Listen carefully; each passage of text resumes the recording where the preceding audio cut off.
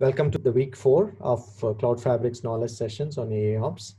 Like always, we pick up an outcome, and today's topic is, how asset dependency or a stack insights will help accelerate IT transformation. So it's IT transformation being a generic one. We will try to cover a few scenarios, so you can relate to that. With that, we will get into the topic.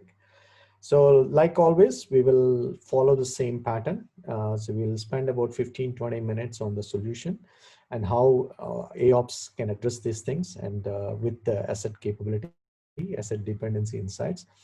So just before getting into the topic of today, just very quick overview of the CloudFabrix. We are a leading AIOps solution provider. And as AIOps is, algorithmic driven solution, provides much more scalability and gives a lot more use cases. And that is the reason why it is gaining a lot of traction in the industry. And a couple of areas where CloudFabrix took a different approach is in the outcomes approach. So it all how AIOps is used to drive outcomes, which helps do the business to IT alignment as well as the built-in asset capabilities. And this is today's topic is also a core, one of the core aspect is the asset intelligence, and we will discuss what asset intelligence means and what are the key capabilities involved in the asset intelligence and how it helps in achieving the outcome. So if you look at the, this 360 degrees circle you have seen in the last few sessions as well. So the key component, as one of the key components of AIOps 360 is asset intelligence. And when we say asset intelligence, we think about three key distinct capabilities, and we will touch upon these things as the session progresses.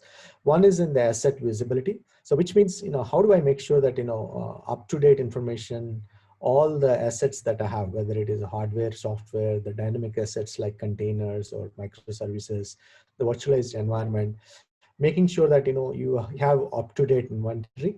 So that means you should have a CMDB which is capable of doing it, or CMDB in conjunction with discovery, continuous discovery capabilities. And one of the key things is dynamic nature of the assets has to be captured.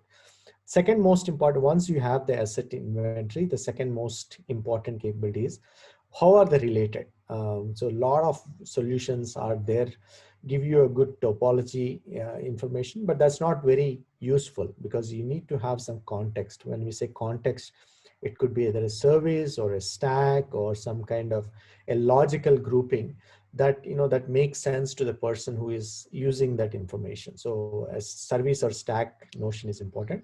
And it also has to factor in all the dynamic updates, because so constantly people will add new resources for scaling the applications, things will change. So you need to make sure that whatever the stack or service notion you have will capture the latest information. So that is also important. And if CMDB is available, it has to be able to use that and then complement with whatever is missing with additional capabilities that comes from the AIOps solution. And the third one is the asset context. And this is something we covered in the last session. Asset context means, whatever the, like, it could be life cycle insights, it could be utilization insights, it could be risk and compliance. So how you capture those things using other different sources, and we have covered in the last session, and we are not going to touch upon this, but the two things that we will talk in detail is the asset visibility and asset dependency. So asset visibility is something, as we said, you need to have a good inbuilt asset discovery, because very often most of the CMDBs are not up to date or partial. So that is why you need to you cannot just simply rely on CMDB for asset inventory. You need to complement that with with the built-in discovery capabilities. And it's better to have an agentless. The reason why agentless is preferred is, if you need to install agents and all the existing equipment, it's not very practical and not scalable. So agentless approach is we usually recommend. And so you need to make sure that, something you have to weigh that option when you are selecting a solution. And the second thing is, it has to have the capabilities to support multiple protocols, because there's no one single mechanism available out there that can go and discover all the assets, all the way from storage, networks, servers, virtual, layer applications, microservices, cloud on both on-prem as well as public clouds like AWS, Azure. So you don't have single protocol, single mechanism to do that. So you need to make sure that whatever the discovery mechanism you have supports all these different protocols and able to pull that on a continuous or on-demand machine, and then complement that with what is available in CMDB and feed that union of those information into your AIOps platform. So that is something you need to be cognizant and keep in mind. So the first step is to make sure that you have all the asset details with enough information for each of the asset available, and that information is up to date, is available for your AIOps solution. Once you have that, you need to learn what we call as a dependency. And we also, just to keep in mind, we also use stack or asset dependency interchangeably, but basically it relates to the same thing. This is also a very important thing is, so when we say stack or asset dependency, it really depends upon the person or the role you are playing. So for somebody like a business person, services are very important. What are the business services they are dealing it? When they say service, what are my dependent elements for that service? Something very important for a business person or somebody who's looking at from an application side. They are more interested in the vertical side. What are all the elements that supports this my service for each of the service. So similarly for an infra guy, they may not be interested in a application layer, but more interested in something more of a horizontal or a set of infra elements that are a logical group. So that person might be interested in having a more of a horizontal or infra related logical grouping. So for that person, stack is something like, group of servers in a DC, or set of storage controllers, or all the group firewalls that are available, or the load balancers that are available. So again, depending upon the role the person is, you need to have the ability to define the stack and draw a boundary around those elements. So a very important distinction. And so whatever the solution you choose, you need to have that capability to support that kind of flexibility. So now we talked about assets, and now we said, different people should have a different way of grouping elements and understand the dependencies. So how do we get to that? So this is very critical functionality, has to be provided by your AIOps platform. As we talked about, the bottom layer is the asset inventory. So you have all the list of elements available there, but at this point, you don't have a good relationships. So but the relationship information is residing on a lot of areas. It's probably spread in different areas. It could be coming from your NetFlow or NetStat, or it could be coming from your APM log traces or logs, or there could be several VMware like API technology platforms, like virtual platforms like VMware has a lot of information. So you should be able to pull information from all the different sources available, and you enrich whatever the asset details you have with the additional attributes you are able to pull from these different things, and use that to find the relationship as per the definition, like as per the context that the person is looking for. A service guy wants to look at from a service angle, from an infra person should look at. You should have the capabilities to stitch together and group them in a logical manner that is relevant for the person who is dealing with that information. So, and then that is what is the dependency mapping you have. And it also should have ability to integrate with external systems, because typically you may have additional services that might require this kind of intelligence. So API or some kind of SQL type is something very important. So hopefully that is clear. So here is some simple, some sample sources that we have dealt with. And again, this doesn't mean to be exhaustive, but a very good start to make sure that the AIOps solution should have the ability to pull information from all these different sources. For example, if I have to understand the application components, the interaction between the different application components, I can get it from like a NetFlow, or if customer using APM tools, typically they log there's something called traces, and will have information on what service calls are happening between different components, what ports. And as well as the logs sometimes will have very rich information on, if I send some message, typically some of the application will send like, source port destination port and destination IP. So, and like, also have like Wireshark or Cisco Tretrition, other similar, anything like NPM tools have very rich information on like, what is the interaction between different component. Similarly, if I have to do it from a VM to VM, things like VMware or AWS, if the virtualized is a public cloud, you can use the AWS or Azure APIs, and also like CDP, LLDP, zoning will give you information on what the neighboring switches and neighboring routers are available. So you have to really use combination of multiple sources to really understand the relationship between the different assets available in your network, and also in a logical way that it's the person is looking for. So these are some sample sources, something you can keep in mind. So this is just an example how the asset resolution typically can happen. On the left side, you can see this is a seed context. Here, the seed context is the URL, or it could be just a host name or thing. And then here are the bunch of steps. Again, this is one good framework which we have used it, but people may have different frameworks. So very extensible framework. So depending upon the sources available, you can stitch together this flow. And once that is in place, it is dynamic. So whatever the changes happens in that source, it automatically picks up. So here you can see a simple example, a URL, and we use a DNS to resolve that URL into a host name or IP. And then, from the host, they can use the netstat to understand what application it is talking to, and using the netstat information, it knows like, what other host it has to go in, what service it is talking to, what port it is talking to.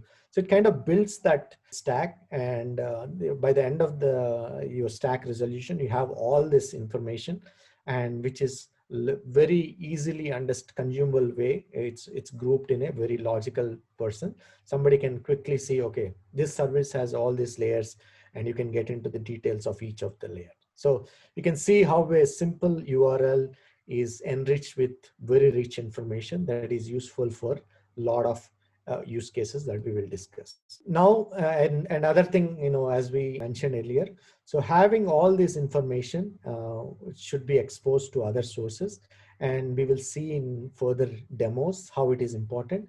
You can provide a simple query language like something like an SQL. People can query, a power user can use that, or an API for an application to use it. So both API based or a power user query language is something you need to look for your use case. So here are the scenarios that we will talk about, how asset dependency will be used. As we said, like, the IT transformation is a generic term, but the whole asset dependency or the intelligence that is provided by the stack can be used in several scenarios. Some of them are like, if you are doing a planning, like if you are doing an upgrade to the network switches or your network, how does the asset dependency is useful for? And we will cover that in the demo as well as few screenshots. Similarly, we have looked at some use cases where people wanted to upgrade their networks into SDN or ACIs. So people need to know what is and zero trust policy is something very popular. People wanted to know what is my existing ports usage between different hosts and different applications. So only I allow those ports to be accessible, so that increases the security. So if you have to automatically generate those policies, having this kind of insights are very useful and accelerates those transformation. And we have seen more than 50 to 60% reduction in time if you have this kind of insights. Similarly, it's also very useful in operational use cases, and we have touched upon in the earlier sessions, but we'll quickly touch those things. One is, if you have a stack, you have an ability to group alerts using stack rather than just on time period or a group of assets. And also having a stack level at an incident, you will be able to quickly understand, okay, what all metrics I should pull from and what team members I should be able to pull from, right? So here is quick snapshot, one simple use case where I have a good query language. If there's a change request, I should be able to pull all the network elements available with the matching criteria from a particular location. This is one use case. Similarly, for a given network device, what are all my neighboring network devices, neighbor devices, neighbor devices. This is another way of looking at the relationships. And this is another one very popular in terms of whenever you want to change a network switch, you need to understand what servers and what applications are depending on it. So this is just a way of quickly looking at the networks, different databases, how you can pull that information. And this one is like, understanding what is my ingress and egress ports, rules available, what ports I'm talking to from each host. This is a good information insights useful for generating policies for your SDN or ACI. And also like, what are all my connected hosts, what ports are available. This is another view of the similar relationships. And this we talked about, as a vertical stack view, all the way from storage to the service level, or if I have to group it from an infra level, how I can do it. So these different views of the stack, and we will see in the demo as well. And here is another use case where if I have the stack, I know what all metrics I should pull from, what team members I should pull from. So we'll touch upon again, and very useful for root cause analysis, and we'll see in the demo. So with that, we'll get into the demo. So here, what we will be discussing is we will show how the stacks. Remember, we talked about how dynamic asset resolution and how you can build the stacks, and then we will see how it is useful in various use cases. So here you can see a lot of stacks that discovered during the project, and if you go into any particular stack, you will understand the set of sequences that we show in the example. Here, like create as a DNS lookup, netstat. So you can see, and you have a lot of flexibility and rearrange these things.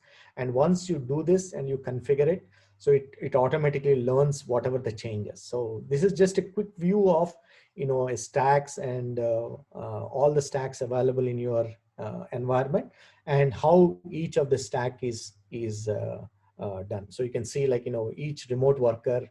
So whatever the sources you have available, you can pull this one, end user via the microservices, the VPNs.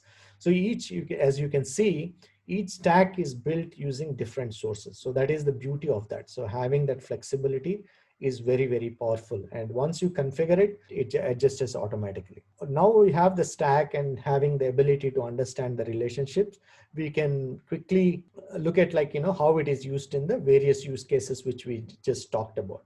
So here is one use case which we said, right? A change request is submitted for a network upgrade. So here is like update devices in city of Pleasanton. So this is based on a simple query language. The underlying platform can process this simple query language in a generic form.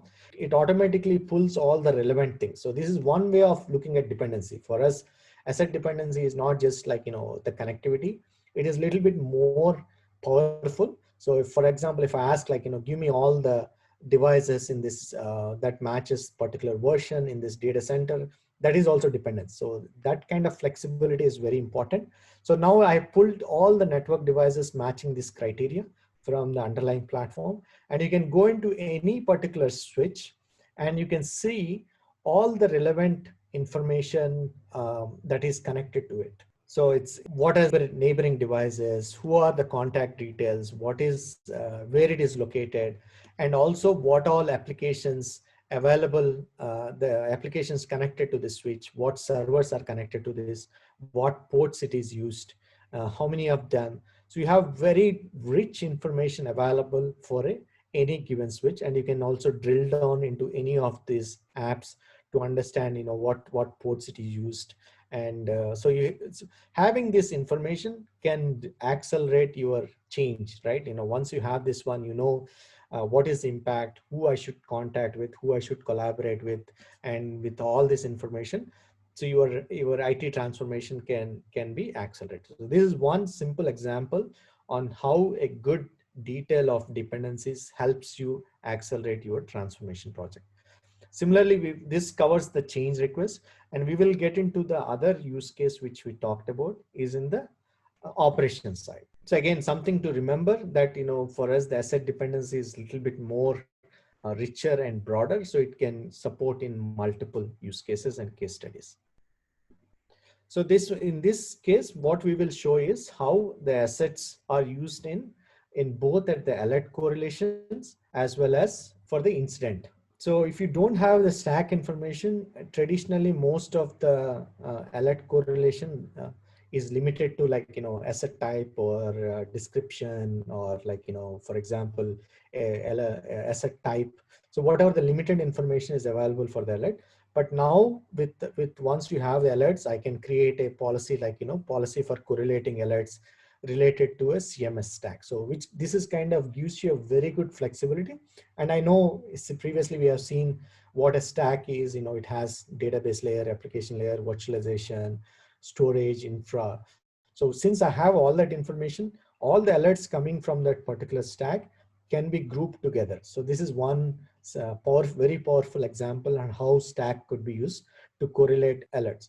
And similarly, we'll also see how incident it's useful. So here is one example. Here is one example where how the stack is useful for using the recommendation. Whenever you get an incident from this URL, remember we have seen this from this just simple URL, how we can build the whole stack. Here is, like, complete stack information. It automatically pulls. Now with this information, so what is the website, the connectivity, the web service, what virtualization layer, what is the database server, the storage, network, load balancer. Now with all this information, I'll be able to pull all the relevant metrics available for that, which will accelerate my root cause analysis. So similarly, I can also see from who all I should be pulling from, what teams I should be pulling from. So without this knowledge, without the stack knowledge, I wouldn't know, what all team members I should pull from. Here I know the DB teams, help desk team, what level 2 support corresponding to this application. So it's very rich, very useful in terms of whenever you are dealing with incident. If I know the impacted stack, so I can pull all these things. Similarly with remediation, the changes that happen. So with this, hopefully we covered the scenarios, like, what a stack means and how a stack is useful for accelerating your change requests, as well as how it is useful for in the operations, both from correlating the alerts for a stack or using the stack to pull the right teams, pull the right metrics for your root cause analysis. So with that, we'll go back to our presentation to summarize what we have covered. So here is how the asset intelligence, how it is useful for both IT planning.